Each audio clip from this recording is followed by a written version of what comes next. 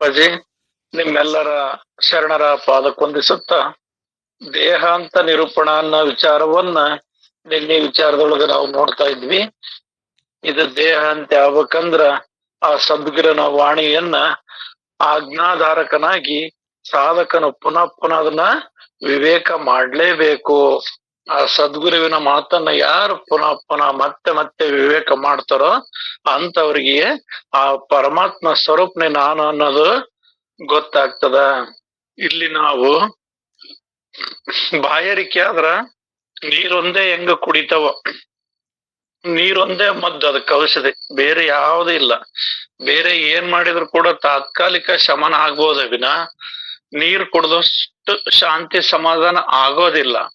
ಹಂಗ ಇಲ್ಲಿ ನಾವು ಪರಿಪೂರ್ಣವಾದ ವಿಚಾರವನ್ನ ತಿಳಿಬೇಕು ಅನ್ನೋದಾದ್ರ ಇಲ್ಲಿ ಯಾವಾಗ್ಲೂ ಈ ಸದ್ಗುರುವಿನ ವಾಣಿಯನ್ನೇ ಪುನಃ ಪುನಃ ಮತ್ತೆ ಮತ್ತೆ ನೀರ್ ಕುಡಿಯಕ್ ಹೆಂಗ್ ನಾವು ಬೇಸರ ಮಾಡಿಕೊಳ್ಳದೆ ಬಾಯಾರಿಕೆ ಆದ ತಕ್ಷಣ ಹೆಂಗ ನೀರ್ನ ನಾವು ಕುಡಿತವೋ ಹಂಗ ನಾವು ಎಡೆಬಿಡದೆ ಪುನಃ ಪುನಃ ಮತ್ತೆ ಮತ್ತೆ ಆ ಗುರುವಿನ ವಾಣಿಯನ್ನ ವಿವೇಕ ಮಾಡ್ಲೇಬೇಕು.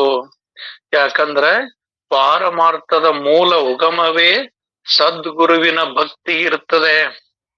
ಇದು ಪಾರಮಾರ್ಥದ ಮೂಲ ಎಲ್ಲಿ ಉಗಮವಾತು, ಎಲ್ಲಿ ಹುಟ್ಟಿತ್ತು ಅಂದ್ರ ಅದು ಸದ್ಗುರುವಿನಿಂದನೇ ಐತಿ. ಗುರು ಬಿಟ್ಟಿನ್ ಯಾವ್ದಿಲ್ಲ, ಎಲ್ಲದ ಗುರುವಿನೊಳಗ ಉದಯವಾಗಿರ್ತಕ್ಕಂಥದ್ದು. ಗುರು ಸರಿ ಯಾರ್ಯಾರಿಲ್ಲ, ಶ್ರೀ ಗುರುಮುಖವೇ ಶ್ರೀಪಾದವೆಲ್ಲ ಅಂದ್ರ ಎಲ್ಲದು ಆ ಗುರುವಿನಿಂದನೇ ಆಗಿರ್ತಕ್ಕಂಥದ್ದು. ಈ ಪಾರಮಾರ್ಥ ವಿಚಾರ ಆದ್ರೂ ಕೂಡ ಆ ಗುರುವಿನಿಂದನೇ ತಿಳಿದಿರ್ತಕ್ಕಂಥದ್ದು. ಗುರುವಿಗೆ ನಗರೋರ್ ಅಧಿಕಂ ಅಂತಾರ, ಆತನೇ ಎಲ್ಲರಿಗಿಂತ ಅಧಿಕವಾಗಿರ್ತಕ್ಕಂಥವನು, ಶ್ರೇಷ್ಠವಾಗಿರ್ತಕ್ಕಂಥವನು. ಸದ್ಗುರು ಭಜನೆಯಿಂದ ಸಹಜವೇ ಸಮಾಧಾನ ಬಿಂಬಿಸುವುದು. ಆದ್ದರಿಂದ ಮುಮುಕ್ಷಿಗಳೆಲ್ಲರೂ ಕೊಟ್ಟಿ ಶರೀರದ ಸಾರ್ಥಕ ಮಾಡುವುದಕ್ಕಾಗಿ ಭಕ್ತಿ ಭಾವದಿಂದ ಸದ್ಗುರುಗಳ ಮನಸ್ಸನ್ನ ಸಂತೋಷಗೊಳಿಸಬೇಕು. ಯಾಕಂದ್ರ ಇಲ್ಲಿ ನಮಗೆ ನಿಜವಾದ ಸಮಾಧಾನ ಸಿಗೋದು ಎಲ್ಲಿಂದ ಅಂದ್ರ ಆ ಸದ್ಗುರು ಭಜನೆಯಿಂದ. ಅಂದ್ರ ನಾವು ಬಾಯಾರಿಕೆ ಆದಾಗ ಹೆಂಗ ನೀರ್ ಕುಡ್ದಾಗ ಸಂಪೂರ್ಣ ನಮಗ್ ಸಮಾಧಾನ ಹೆಂಗ ಆಗ್ತದೋ ಹಂಗ ಸದ್ಗುರು ವಾಣಿಯಿಂದನೇ ಅದು ಸಮಾಧಾನ ಆಗಕ್ ಸಾಧ್ಯ ಐತಿ. ಯಾಕಂದ್ರ ಸದ್ಗುರುವಿನ ವಾಣಿಗೆ ಸಮಾನವಾದದ್ದು ಯಾವುದೇ ಇಲ್ಲ. ಅದು ಎಲ್ಲ ದುಃಖ ದುಮ್ಮಾನಗಳನ್ನ ಎಲ್ಲವನ್ನ ನೀಗಿಸುವಂತ ಶಕ್ತಿ ಆ ಸದ್ಗುರುವಿನ ವಾಣಿಗಿದೆ. ಆದ್ದರಿಂದ ಮುಮುಕ್ಷುಗಳೆಲ್ಲರೂ ಕೊಟ್ಟಿ ಶರೀರದ ಸಾರ್ಥಕ ಮಾಡಿಕೊಳ್ಳುವುದಕ್ಕಾಗಿ ಅಂದ್ರ ಈ ಜಡ ಶರೀರವನ್ನ, ಇದು ವಿಷಯ ವಾಸನೆಗಳಿಂದ ತುಂಬಿರ್ತಕ್ಕಂಥ ಅಜ್ಞಾನದಿಂದ ಕೂಡಿರ್ತಕ್ಕಂಥ ಶರೀರವನ್ನ ನಿರಸನ ಮಾಡ್ಕೋಬೇಕು ಅನ್ನೋದಾದ್ರ ನಾವು ಸದ್ಗುರು ವಾಣಿಯನ್ನ ಭಕ್ತಿ ಭಾವದಿಂದ ಕೇಳಲೇಬೇಕು. ಮತ್ತ ಸದ್ಗುರು ಮನ ಒಪ್ಪಂಗ ನಾವ್ ಇರ್ಬೇಕಾಗೈತಿ. ಆ ಸದ್ಗುರುಗಳಿಗೆ ಒಲಿಬೇಕದು, ಗುರುದು ಒಲಿ.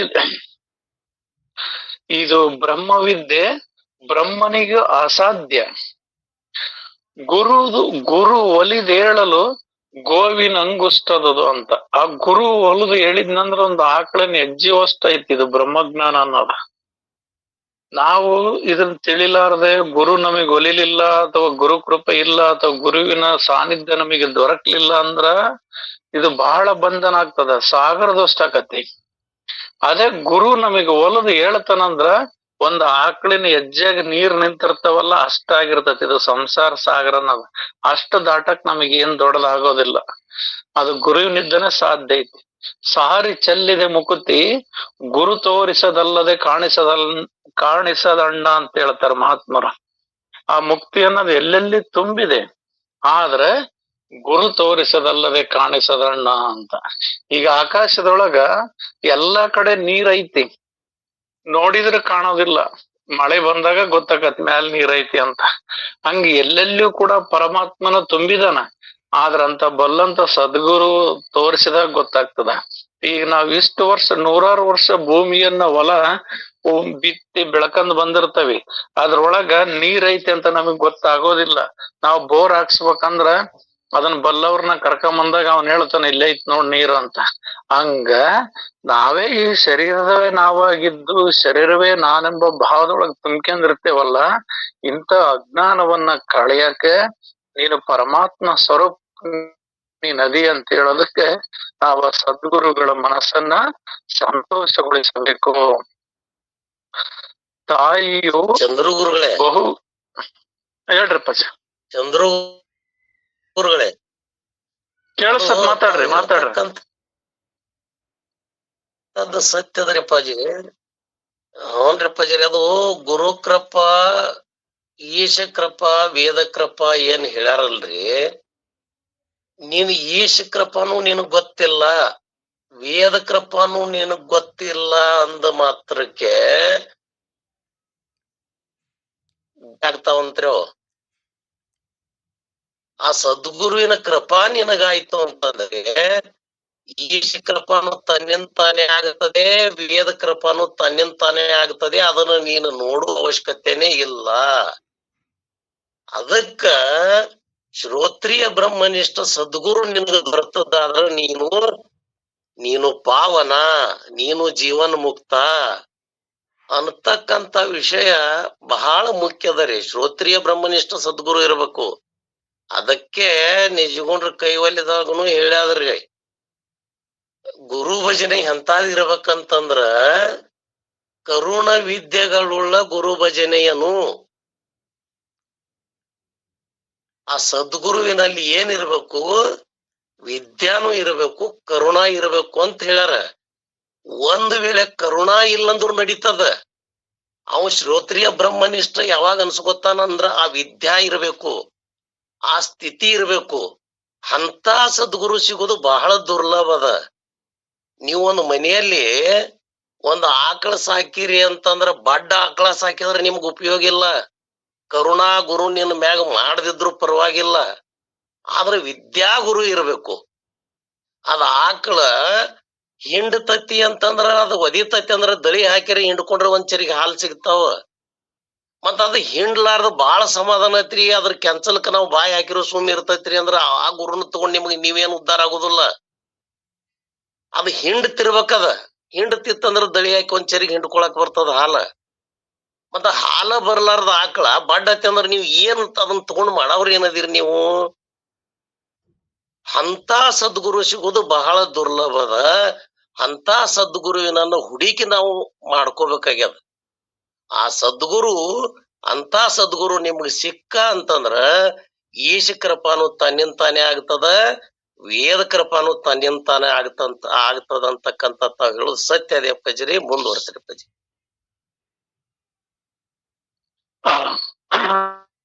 ಧನ್ಯವಾದಗಳು ಬಿ ಎಂ ಪಾಟೀಲ್ ಗುರುಗಳಿಗೆ. ಇಲ್ಲಿ ಗುರು ಕೃಪೆನೆ ಶ್ರೇಷ್ಠ ಅಂತ ಹೇಳ್ತಾರ. ಯಾಕಂದ್ರೆ ಆ ಗುರುಗಿಂತ ಮಿಗಿಲಾದದ್ದು ಯಾವುದಿಲ್ಲ. ಆರಾಮ್ ಮುನಿದರೆ ಗುರು ಕಾಯುವನು, ಗುರು ಮುನಿದರೆ ಮತ್ತಾರು ಕಾಯುವರಯ್ಯ ಅಂತ ಹೇಳ್ತಾರ. ದೇವತೆಗಳು ನಮ್ಮ ಮೇಲೆ ಮುನಿಸಿಗಂದ್ರು ಸಿಟ್ಟಾದ್ರು ಅವ್ರ ಶಾಪ ಕೊಟ್ರು ಕೂಡ ಆ ಗುರು ಕೃಪೆ ಅನ್ನೋದೊಂದು ನಮಗಿತ್ತು ಅನ್ನೋದಾದ್ರ ಅವೆಲ್ಲವನ್ನು ಕೂಡ ನಾವು ಜಯಿಸ್ಬೋದು, ಗೆಲ್ಬಹುದು. ಆ ಗುರು ಕೃಪೆನೆ ಅತಿ ಶ್ರೇಷ್ಠ ಅಂತ.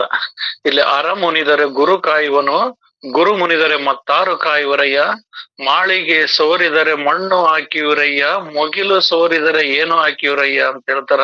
ಅಂದ್ರ ಮಾಳ್ಗಿ ಮನಿ ಏನ್ರ ಸೋರ್ತತಿ ಅಂತಂದ್ರ ಅದಕ್ ಮಣ್ಣು ಹಾಕಿದ್ರ ನಿಲ್ತತಿ. ಮುಗಿಲೆ ಸೋರ್ತತಿ ಅಂದ್ರ ಏನೋ ಮಾಡಕ್ ಬರಲ್ಲ. ಅಂದ್ರ ಅರ್ಥಾತ್ ಇಲ್ಲಿ ಮಾಳ್ಗಿ ಮನಿನ ದೇವತೆಗಳಿಗೆ ಹೋಲಿಕೆ ಮಾಡ್ತಾರ, ಇಡೀ ಮುಗುಲನ್ನದ ಗುರುವಿಗೆ ಹೋಲಿಕೆ ಮಾಡಿ ಹೇಳ್ತಾರ. ಮಾಳಿಗೆ ಸೋರಿದರೆ ಮಣ್ಣು ಹಾಕಿವಿರಯ್ಯ, ಮುಗಿಲು ಸೋರಿದರೆ ಏನೋ ಹಾಕಿವಿರಯ್ಯ ಅಂತ.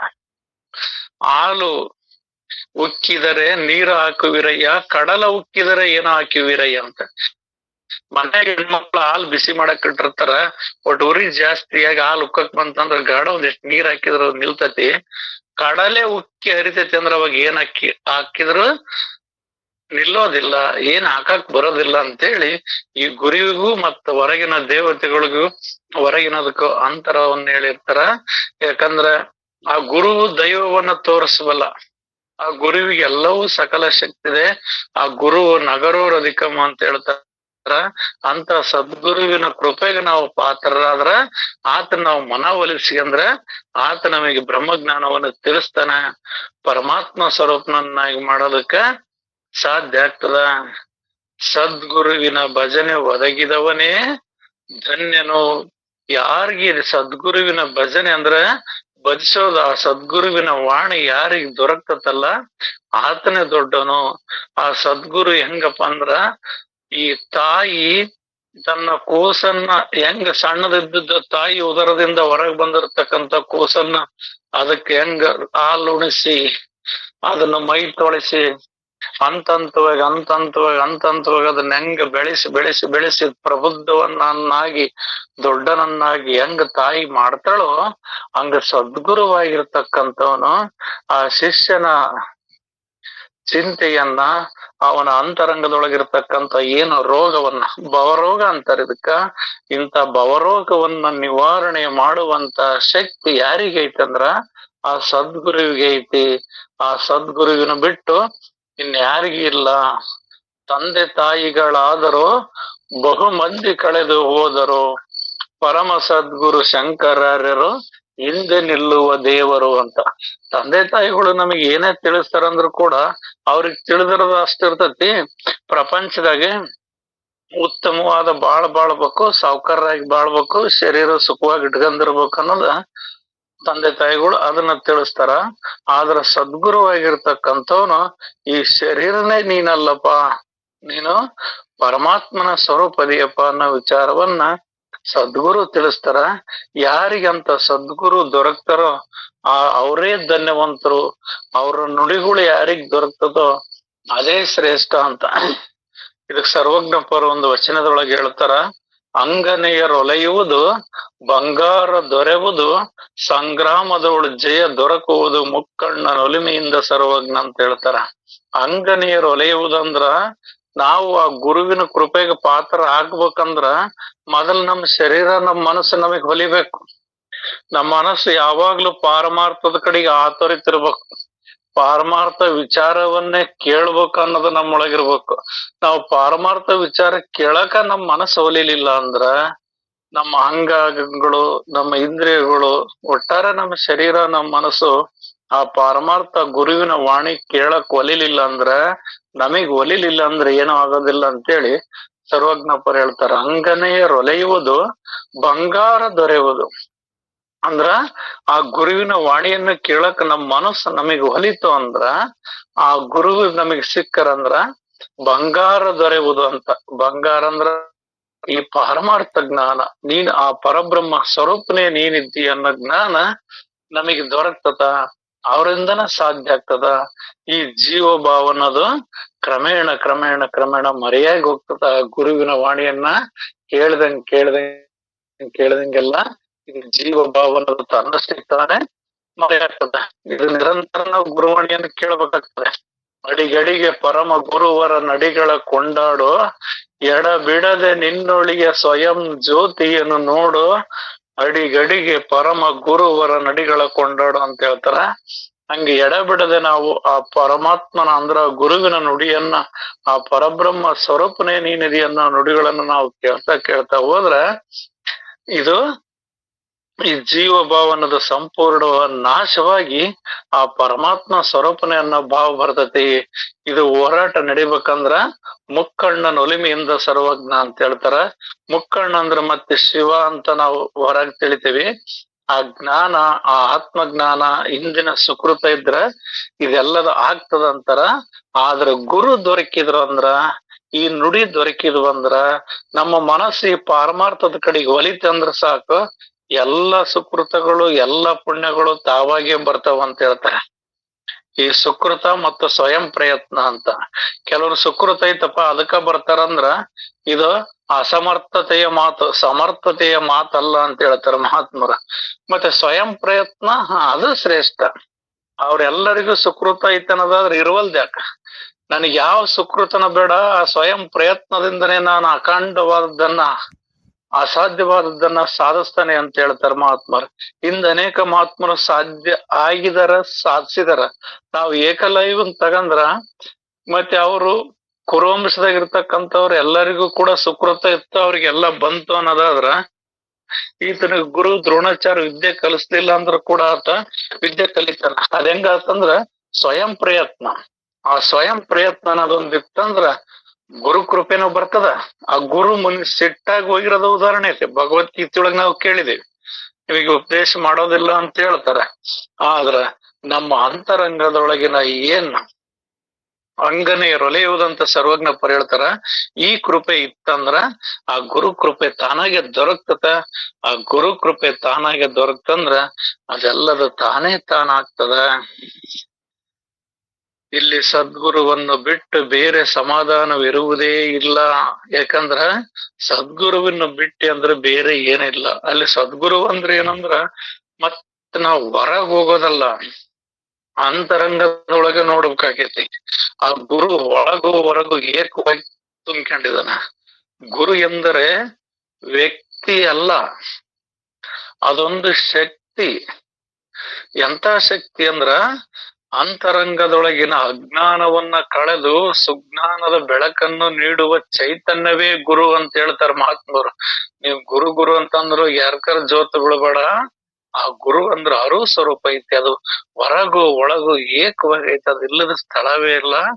ಪೂರ್ಣ ಭರಿತವಾಗಿರ್ತಕ್ಕಂಥದ್ದು ಆ ಅರು ಸ್ವರೂಪದೊಳಗ ನೀನ್ ಕಣ್ಣು ವಿಚಾರ ಮಾಡು, ತಿಳಿ. ಆವಾಗ ನಿನಗೆ ಸಂಪೂರ್ಣ ತಿಳಿತದ. ಆ ತಿಳಿದಾಗ ಈ ಹೊರಗಿನ ಶಬ್ದಗಳ ಆಟ, ಹೊರಗಿನವೆಲ್ಲವೂ ತಾನೇ ತಾನಾಗೆ ಮರೆಯುವಾಗಿ ಹೋಗ್ತವ. ಅದು ಯಾವಾಗಂದ್ರ ಆ ಸದ್ಗುರುವನ್ನು ಬಿಟ್ಟು ಬೇರೆ ಸಮಾಧಾನವಿರುವುದೇ ಇಲ್ಲ. ವಿವರಣೆ ಮಾಡುವುದೆಲ್ಲವನ್ನು ವಿವರಿಸಿಯಾಗಿ ಶಬ್ದಗಳ ಆಟ ಮುಗಿದು ಗ್ರಂಥದ ಕೊನೆಯು ಬಂದಿತು. ಅಂದ್ರ ಇಲ್ಲಿ ಏನಂತ ಹೇಳ್ಕೊಂತ ಬಂದ್ರೆ ಈ ಅಧ್ಯಾಯದ ಕೊನೆಗೆ ಬರ್ತದ. ಇಲ್ಲಿವರೆಗೂ ನೀವ್ ಎಂತಾರ್ ಮಾತ್ ಕೇಳ್ಬೇಕಂದ್ರ ಎಂತ ಗುರುವಿಗೆ ಶರಣ ಹೋಗ್ಬೇಕು, ಎಂತ ಗ್ರಂಥಗಳಿಗೆ ಶರಣ ಹೋಗ್ಬೇಕು ಅನ್ನೋದನ್ನೆಲ್ಲ ಹೇಳಿದರು. ಯಾರು ನೀನು ಪರಮಾತ್ಮ ಸ್ವರೂಪ್ ನೀನ್ ಅದಿ ಅಂತ ಯಾರು ಹೇಳ್ತಾರ ಅಂತ ಗುರುವಿಗೆ ಶರಣ ಹೋಗ್ಬೇಕು. ಮತ್ತೆ ಗ್ರಂಥವಾದ್ರೂ ಕೂಡ ನಿನ್ನ ಯಥಾರ್ಥ ಪಾರಮಾರ್ಥ ಜ್ಞಾನವನ್ನ ತಿಳಿಸುವಂತ ಗ್ರಂಥಗಳನ್ನೇ ಓದ್ಬೇಕು ಅಂತ ಹೇಳಿದಾಯ್ತು. ಇಲ್ಲಿ ಕೂಡ ಅದೇ ಗುರುವಿನ ವಾಣಿಯನ್ನ ಪದೇ ಪದೇ ಪುನಃ ಪುನಃ ವಿವೇಕ ಮಾಡಬೇಕು. ಅಂದ್ರ ವಿವೇಕ ಅಂದ್ರ ಆ ಸ್ವರೂಪವೇ ತಾನನ್ನೋದು ಯಾವಾಗ್ಲೂ ಗಟ್ಟಿಯಾಗಿರ್ತಕ್ಕಂಥದ್ದು ಇರ್ಬೇಕು, ಎಂದಿಗೂ ಕೂಡ ಮರೆಯಾಗಬಾರದು. ಕಡೆಗೆ ನಾವು ಇಲ್ಲಿ ಸ್ಪಷ್ಟವಾಗಿ ಸದ್ಗುರು ಭಜನೆಯನ್ನೇ ಹೇಳಿಟ್ಟಿರುವೆವು. ಒಟ್ಟಾರೆ ಈ ಅಧ್ಯಾಯದೊಳಗ ನಾವು ಏನ್ ಹೇಳಿದೇವಿ? ಸದ್ಗುರು ಭಜನೆ. ಸದ್ಗುರು ಅಂದ್ರೆ ಶ್ರೇಷ್ಠವಾಗಿರ್ತಕ್ಕಂಥ, ಕೇವಲ ನಿತ್ಯ ನಿರ್ಮಲವಾಗಿರ್ತಕ್ಕಂಥ, ಅಖಂಡ ಪರಿಪೂರ್ಣವಾಗಿರ್ತಕ್ಕಂಥ ಗುರುವಿನ ನುಡಿಯನ್ನೇ ಇಲ್ಲಿಟ್ಟಿರದವಿ. ಇಲ್ಲಿ ನೀನು ಸಾಧಕನದಿ, ನೀನು ಬದ್ಧದಿ, ನೀನು ಮುಕ್ತನಾಗ್ಬೇಕನ್ನೋ ವಿಚಾರಗಳಿಲ್ಲ. ಇಲ್ಲಿ ಕೇವಲ ಏನ್ ಹೇಳ್ತತಿ? ನೀನ ಪರಮಾತ್ಮನ ಸ್ವರೂಪನದಿ. ಭ್ರಾಂತಿಯೊಳಗ ಜೀವ ಭಾವದೊಳಗ ನಾನು ಬದ್ಧನದನಿ, ಮುಕ್ತನಾಗ್ಬೇಕು ಅನ್ನೋದು ಇಟ್ಕಂದಿಯಪ್ಪ. ಭಾವ ತೆಗ್ದಾಕೋ ಅನ್ನೋ ವಿಚಾರವನ್ನೇ ಇಲ್ಲಿ ತಿಳಿಸಿದಾರ. ಏಕೆಂದರೆ ಸದ್ಗುರು ಭಕ್ತಿಯ ಹೊರತಾಗಿ ಮೋಕ್ಷ ಕೊಡುವಂತಹ ಮತ್ತೊಂದಾವುದೂ ಇಲ್ಲ ನಮಗೆ. ಆ ಸದ್ಗುರುವನ್ನು ಬಿಟ್ಟು ನೀನು ಪರಮಾತ್ಮ ಸ್ವರೂಪ ನದಿ ಅಂತ ನೀನು ಮೋಕ್ಷ ಅನ್ನೋದು ಆ ಸ್ವರೂಪವೇ ನಿನಗೆ ಆಗ್ಬೇಕಾದಿಲ್ಲ. ನೀನ್ ಮೊದಲೇ ಹದಿ. ಆದ್ರ ಭ್ರಾಂತಿ ಒಳಗ ಬಂಧನ ಇತ್ತಲ್ಲ, ಆ ಬಂಧನವನ್ನ ಕಳೆಯುವುದೇ ಮೋಕ್ಷ. ಮೋಹ ಕ್ಷಯವೇ ಮೋಕ್ಷ ಅನ್ನೋ ವಿಚಾರವನ್ನ ಇಲ್ಲಿ ತಿಳಿಸುವಂತವ್ರೆ ಆ ಸದ್ಗುರು ಅದರ. ಆ ಸದ್ಗುರುವನ್ನ ಬಿಟ್ಟು ಮತ್ತಾರು ತಿಳಿಸೋರಿಲ್ಲ. ಈ ಬಗ್ಗೆ ಸಂಶಯ ಉಳ್ಳವರು ಗುರು ಗೀತೆಯನ್ನು ನೋಡಿಕೊಳ್ಳಬೇಕು. ನಮಗೇನಾದ್ರೂ ಈ ಗ್ರಂಥದ ಈ ನುಡಿಯಿಂದ ಇದ್ರೊಳಗೆ ಏನಾದ್ರೂ ಸಂಶಯ ಇತ್ತು ಅಂದ್ರ, ಅನುಮಾನ ಬಂತು ಅನ್ನೋದಾದ್ರ ಆ ಗುರು ಗೀತೆಯನ್ನ ನೋಡಿ. ಅಲ್ಲಿ ಶಂಕರನು ಪಾರ್ವತಿಗೆ ಗುರುಭಕ್ತಿಯ ವಿಷಯವನ್ನು ವಿಸ್ತಾರವಾಗಿ ಹೇಳಿದ್ದಾನೆ.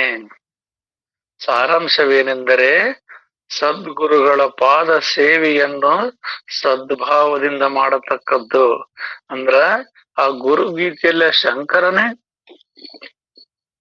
ಆ ಗುರುವನ್ನ ಅಷ್ಟು ಕೊಂಡಾಡಿ ಗುರುವನ್ನ ಹೊಗಳಿದಾರ ಅಂದ್ಮೇಲೆ ಅದರ ಅರ್ಥ ಏನೈತಪ್ಪ ಅಂದ್ರ ಎಲ್ಲರೂ ಕೂಡ ಆ ಗುರುಪಾದ ಸೇವೆಯನ್ನ, ಗುರುಪಾದ ಪದ ಅಂದ್ರ ಜ್ಞಾನ, ಆ ಗುರುವಿನ ಜ್ಞಾನವನ್ನ ಜ್ಞಾನದ ವಿಚಾರದೊಳಗ ಯಾವಾಗ್ಲೂ ಇರ್ಬೇಕಾಗ್ತಕ್ಕಂಥದ್ದು. ಆ ಸದ್ಗುರು ಪಾದ ಸೇವನೆಯನ್ನ ಸದ್ಭಾವದಿಂದ ಮಾಡತಕ್ಕದ್ದು ಅಂತ. ಯಾಕಂದ್ರ ಇಲ್ಲಿ ಯಾರು ದೇಹ ದರ್ಶನ್ ಬರ್ತಾರೋ ಅವ್ರೆಲ್ಲರಿಗೂ ಕೂಡ ಜೀವ ಭಾವನ ಬರ್ತದೆ. ಆ ಜೀವ ಭಾವವನ್ನ ನೀಗ್ಬೇಕು ಅನ್ನೋದಾದ್ರ ಆ ಸದ್ಗುರು ಆಗ್ತದ. ಇಲ್ಲಿ ನಾವು ಶ್ರೀರಾಮರ ಉದಾಹರಣೆಯನ್ನ ತಗಂದ್ರು ಕೂಡ ಆ ಶ್ರೀರಾಮನಿಗೆ ವಸಿಷ್ಠ ಮಹರ್ಷಿಗಳು ಗುರುವಾಗಿರ್ತಾರ, ಶ್ರೀಕೃಷ್ಣನಿಗೆ ಸಂದೀಪ ಮಹಾಮನಿಗಳು ಗುರುವಾಗಿರ್ತಾರ. ಯಾಕಂದ್ರೆ ಈ ದೇಹ ದರ್ಶನ ಬಂದಾಗ ಇದೇ ವಾಸನೆ ಅಂಟ್ಕೊಂಡಿರ್ತತಿ. ಇದಕ್ಕ ಹೇಳ್ತಾರ ಮಹಾತ್ಮರು, ಒಡಲುಗೊಂಡವ ಹುಸಿವ ನೀನು ಎನ್ನಂತೊಮ್ಮೆ ಒಡಲುಗೊಂಡು ನೋಡ ರಾಮನಾಥ ಅಂತೇಳಿ ಜೇಡ್ರ ದಾಸಮಯ್ಯನವರೊಂದು ವಚನದೊಳಗೆ ಹೇಳ್ತಾರ. ಆದ್ರಿಂದ ಈ ದೇಹ ಭಾವವನ್ನ ಕಳಿಬೇಕು ಅನ್ನೋದಾದ್ರ, ನಮ್ಮ ಭಾವದೊಳಗ ಬದಲಾವಣೆ ಆಗ್ಬೇಕು ಅನ್ನೋದಾದ್ರ ಆ ಸದ್ಗುರು ಬೇಕಾಗ್ತದ. ನೋಡಿ 45-50 ಯಾವ ಸಾಧಕನು ಈ ಗ್ರಂಥದಲ್ಲಿಯ ವಿಚಾರವನ್ನು ಪರಿಶೀಲನೆ ಮಾಡುವನೋ ಅವನಿಗೆ ಜ್ಞಾನದ ನಿಜ ನಿಶ್ಚಯವಾಗುತ್ತದೆ. ಇಲ್ಲಿ ಯಾರು ಸಾಧಕರು ಈ ಗ್ರಂಥದಲ್ಲಿಯ ವಿಚಾರವನ್ನ ಪರಿಶೀಲನೆ ವಿಚಾರ ಮಾಡಿ ನೋಡಿದ್ರ ಇದ್ರೊಳಗೆ ಹಿಂದಿನಿದ್ದನು ಬಂದತೆ. ಬ್ರಹ್ಮ ನಿರೂಪಣ, ಚತುರ್ದಶ ಬ್ರಹ್ಮ ನಿರೂಪಣ, ಆತ್ಮ ನಿರೂಪಣ, ಈಗ ದೇಹಾಂತ ನಿರೂಪಣ, ಶ್ರವಣ ನಿರೂಪಣೆ ಅಂತ ಕಂಟಿನ್ಯೂ ಬರ್ತದೋ.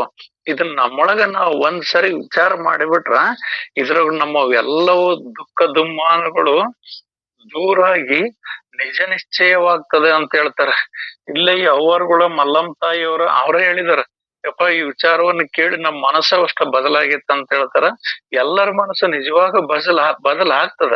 ಯಾಕಂದ್ರೆ ಇವರು ಅನೇಕ ಉದಾಹರಣೆಗಳನ್ನ ಉಪಮಾನಗಳನ್ನ ಕೊಟ್ಟು ತಿಳಿಸ್ತಾರ. ಆದ್ರಿಂದ ಇದರ ವಿಚಾರವನ್ನ ಪರಿಶೀಲನೆ ಮಾಡುವನು ಅವನಿಗೆ ಜ್ಞಾನದ ನಿಜ ನಿಶ್ಚಯವಾಗುತ್ತದೆ. ನಿಜ ನಿಶ್ಚಯ ಅಂದ್ರ ಆ ಸತ್ಯ ಸ್ವರೂಪವಾಗಿರ್ತಕ್ಕಂಥದ್ದನ್ನ ನಾನೇ ಅದನಿ, ಬೇರೆ ಏನಿಲ್ಲ, ಇರುವುದೆಲ್ಲದು ಒಂದೇ ಐತಿ. ಸುಮ್ನೆ ನಾವ್ ಎರಡೈತಿ ಅನ್ನೋದು ನಮ್ಮ ಭ್ರಾಂತಿ ಒಳಗ, ನಮ್ಮ ಅಜ್ಞಾನದೊಳಗ ತುಂಬಿದೆ. ನಿಜ ನಿಶ್ಚಯದೊಳಗ ತಾನಿರುವುದೇ ಒಂದು ಅನ್ನೋದು ಗಟ್ಟಿ ಆಗ್ತದೆ. ಇನ್ನು ಈ ಗ್ರಂಥದ ಪ್ರಾಕೃತಿಕ ಭಾಷೆಯ ಬಗ್ಗೆ ಯಾರಾದರೂ ಅಪೇಕ್ಷಿಸಿದರೆ ಅದಕ್ಕೆ ನಮ್ಮ ಉತ್ತರವು ಹೀಗಿದೆ. ಯಾವ ಗ್ರಂಥದಲ್ಲಿ ಅದ್ವೈತವನ್ನು ಹೇಳಿದೆಯೋ ಅದನ್ನು ಪ್ರಾಕೃತವೆಂದು ತಿರಸ್ಕರಿಸಲಿ ಕೂಡದು.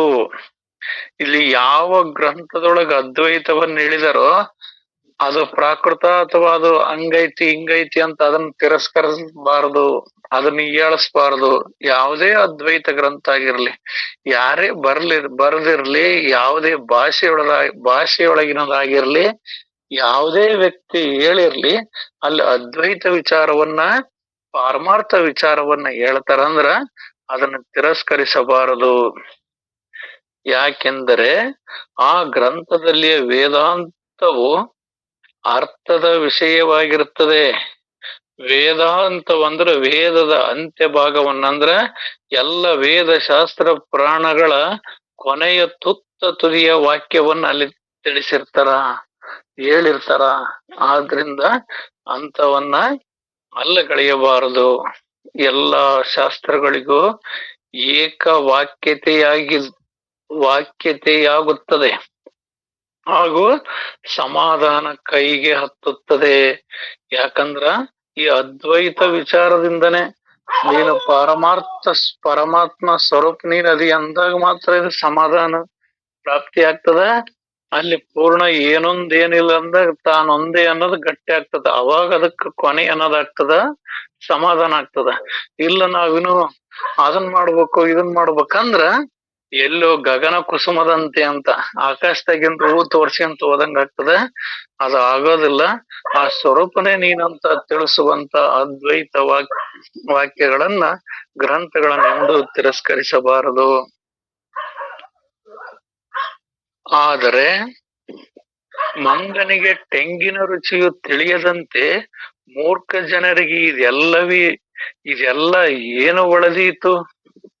ಈ ಮಂಗನಿಗೆ ನಾಯಿಗಳಿಗೆ ಉದಾಹರಣೆ ಕೊಡ್ತಾರ. ನಾಯಿ, ಮಂಗ ಇವ್ ಕೈಲಿ ಎಂದೂ ತೆಂಗಿನಕಾಯಿ ಸುಲ್ಕೊಂಡ್ ತಿನ್ನಕ್ ಬರೋದಿಲ್ಲ. ಇವುಗಳ ರುಚಿ ಗೊತ್ತಾಗೋದಿಲ್ಲ. ಹೆಂಗ್ ಗೊತ್ತಾಗೋದಿಲ್ವೋ ಅದರಂತೆ ವಿಷಯ ವಾಸನೆಗಳೊಳಗ್ ತುಂಬಿರ್ತಕ್ಕಂತ ದೇಹವೇ ನಾನೆಂಬ ಭಾವದೊಳಗಿರ್ತಕ್ಕಂತ ನಾನು ನಂದು ಎಂಬ ಅಹಂಕಾರ ಮಮಕಾರಗಳುಳ್ಳಂತವರಿಗೆ ಇಂಥ ಅದ್ವೈತ ಗ್ರಂಥಗಳು ರುಚಿಸಲಾರವು. ಹೆಂಗ್ ರುಚಿಸಲ್ಲ ಅವ್ರ ಕೈಲಿ ತಿಳಿಯೋಕ್ ಆಗೋದಿಲ್ಲ. ಹೆಂಗ ಈ ನಾಯಿ ಕೈಯಾಗ ತೆಂಗಿನಕಾಯಿ ಕೊಟ್ರ ನಾಯಿ ತೆಂಗಿನಕಾಯಿ ಏನ್ ರುಚಕ್ ಸಾಧ್ಯ ಐತಿ, ಮಂಗನ್ ಕೈಯಾಗ ತೆಂಗಿನಕಾಯಿ ಕೊಟ್ರ ಏನ್ ರುಚಕ್ ಸಾಧ್ಯ ಐತಿ. ಹಂಗಾಗ್ತದ. ಹಂಗ ವಿವೇಕ ಉಳ್ಳಂತವ್ರು ಮಾತ್ರ ಇದನ್ನ ಗ್ರಹಣ ಮಾಡ್ಬೇಕಾಗ್ತದ. ಈಗ ಇದಿರಲಿ, ತಮಗೆ ಶಕ್ಯವಾದಷ್ಟು ಅರ್ಥ ಗ್ರಹಣ ಮಾಡಬೇಕೇ ಹೊರತು ಸಿಂಪಿನಲ್ಲಿ ಹುಟ್ಟಿದ ಮುತ್ತು ಹೀನವೆಂದು ಅನ್ನಬಾರದು. ಅವರ ಗ್ರಂಥಕರ್ತರ ನುಡಿ ಇರ್ಲಿ, ಆದ್ರೆ ಸತ್ಯಾನುಸಾರವಾಗಿ ಇದನ್ನ ತಿಳಿಯೋ ಪ್ರಯತ್ನ ಮಾಡ್ಬೇಕಾಗ್ತದ. ಎಲ್ಲರೂ ತಿಳಿಯಿರಿ. ಸಿಂಪಿನಲ್ಲಿ ಅಂದ್ರೆ ಕಪ್ಪೆ ಚಿಪ್ನಾಗ ಇದು ಮುತ್ತೈತಿ ಅಂತಂದು ಆ ಮುತ್ತು ಜರಿಯಕ್ ಹೋಗ್ಬೇಡ್ರಿ. ಅದು ಕೂಡ ಮುತ್ತೆ ಆಗೈತಿ ಅನ್ನುವ ರೀತಿಯಲ್ಲಿ ಯಾವುದೇ ಗ್ರಂಥದಿಂದ ಯಾರ ಬಾಯಿಂದ ಆದ್ರಾಗ್ಲಿ ಆ ಪಾರಮಾರ್ಥ ವಿಚಾರ ಬಂತಂದ್ರ ಕೇಳ್ರಿ ಅನ್ನೋ ವಿಚಾರವನ್ನ ತಿಳಿಸ್ತಾರ.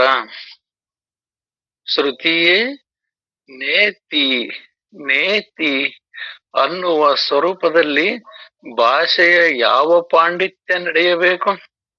ಆ ಶ್ರುತಿ ವಾಕ್ಯಗಳನ್ನೇ ತೆಗ್ದಾಕ್ ನೀನು ಬಿಡು. ನೇತಿಗಳದು ನೀನು ಆ ಪರಬ್ರಹ್ಮ ಸ್ವರೂಪದಿ ಅಂತ ತಿಳಿಸ್ಬೇಕಾದ್ರ ನಾನು ಯಾವ್ದಾರ ಒಂದು ಬುಕ್ಕ ಆಧಾರ ಹಿಡಿದು ಹೇಳ್ತಾನೆ ಅಂದ್ರ ಅದ್ ಹೆಂಗಾಗ್ತದ, ಅದು ಆಗುವುದಿಲ್ಲ. ಆದ್ದರಿಂದ ಬ್ರಹ್ಮವು ಎಂದೆಂದಿಗೂ ಅನಿರ್ವಾಚ್ಯವಿರುತ್ತದೆ. ಯಾವುದೇ ಭಾಷೆ, ಯಾವುದೇ ಪಾಂಡಿತ್ಯಕ್ಕೆ ಅದು ಸಿಲ್ಕೋದಿಲ್ಲ. ಅದು ಅನಿರ್ವಾಚ್ಯವೇ ಇರ್ತದ ಅನ್ನೋ ವಿಚಾರವನ್ನ ಇಲ್ಲಿ ದೇಹಾಂತ ನಿರೂಪಣ ಅನ್ನೋ ವಿಚಾರವನ್ನು ತಿಳಿಸಿದ್ರ ಪಜೆ. ಇತಿ ದಾಸಬೋಧೆ ಗುರು ಶಿಷ್ಯ ಸಂವಾದ ಸಪ್ತಮ ದಶಕ ದೇಹಾಂತ ನಿರೂಪಣ ನಾಮಾಧ್ಯಾಯ ಇವತ್ತಿಗೆ ಮುಕ್ತಾಯ ಆಯ್ತು ಪಜೆ. ಎಲ್ಲರಿಗೂ ಶರಣಾರ್ಥಿಯಪ್ಪ. ಮುಂದಿನ ಅಧ್ಯಾಯ ಜ್ಞಾನ ನಿರೂಪಣೆ ಅನ್ನೋದೈತ್ರಪ್ಪಜಿ. ಎಲ್ಲರಿಗೂ